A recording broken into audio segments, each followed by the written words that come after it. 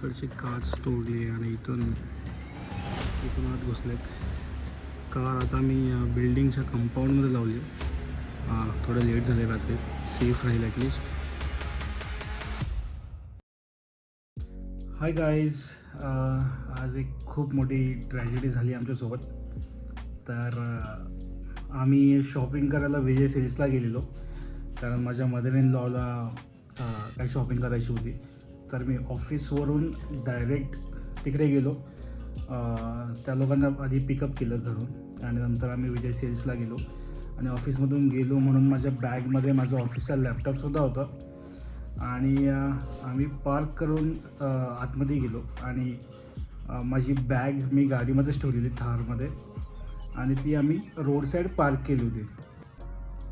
तर आम्ही काहीतरी किती वाजता गेलो आपण? 8 वाजता काहीतरी आम्ही आतमध्ये गेलो. आणि आम्हाला 2 तास वगैरे लागले. आम्ही 9:30-10ला आम्ही बाहेर आलो.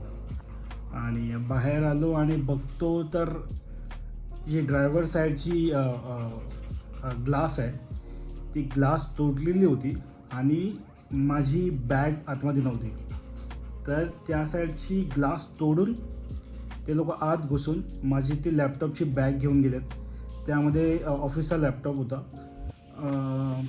माझा आयपॅड होता, माझा वॉलेट होतं आणि अजून बरेच काही गोष्टी होते.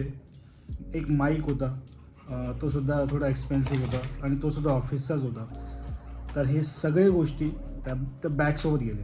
आणि विशेष म्हणजे असं की माझा मॅकबुकसुद्धा त्या बॅगमध्ये होता. पण ज्यांनी चोरी केली ते इतके हुशार आहेत, त्यांना माहिती आहे ॲपल प्रोडक्ट आहे, ट्रॅक होतो. तर त्यांनी बॅग ओपन करून तो मॅकबुक काढून सीटवर ठेवला आणि ती बॅग घेऊन गेले. आणि म्हणजे आम्ही जेव्हा आलो आणि इतकं शॉक झालो की ग्लास तुटलेली होती पण माझा मॅकबुक त्या सीटवर होता, पण माझी बॅग कुठेच नव्हती. तर इकडे तिकडे बघितलं, त्याने काचसुद्धा काढून साईडला ठेवलेली. भले कार कोणतेही असो आणि कुठेही लावलेली असो, काही त्याच्यात ठेवू नका. काही एक्सपेन्सिव्ह गोष्ट ठेवूच नका. एक तर डिकीमध्ये ठेवा. तुमच्या गाडीला डिकी असेल तर. थारला डिकी नाही तुम्हाला माहिती आहे, म्हणून मी बॅक सीटला ती बॅग ठेवलेली. त्या बॅक सीटला ठेवलेली त्यांना दिसली, त्यांनी काढून घेऊन गेले. नाहीतर ती घरी ठेवा, तुमच्यासोबत कॅरी करा. पण गाडीत तर किंवा बॅक सीटला कधीच ठेवू नका. कधी काय होईल काही सांगता येत नाही आहे. तर आता मी कवर आणला आहे गाडीचा. तर आम्ही बॉडी कवर टाकून ठेवू, कारण ग्लास नाही आहे तर थोडं सेफ फील नाही होतं.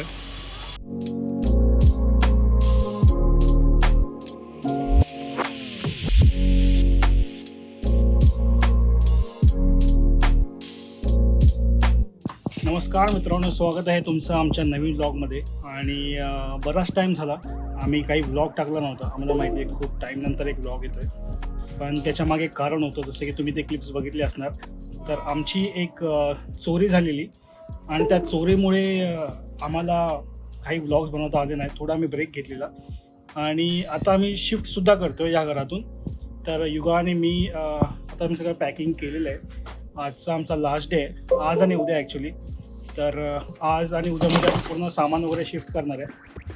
तर त्यामुळे थोडा डिले झाला, आम्ही काही आणू शकलो नाही.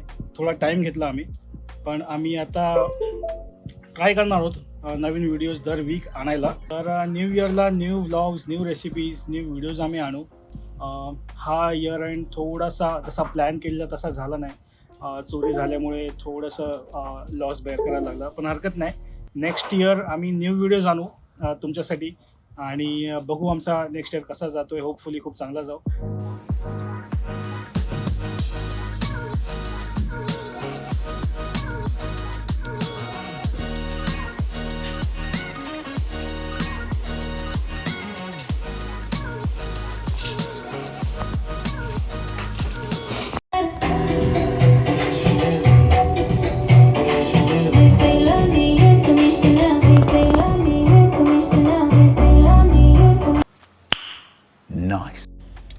तर आज आहे आमचा लास्ट डे इथे.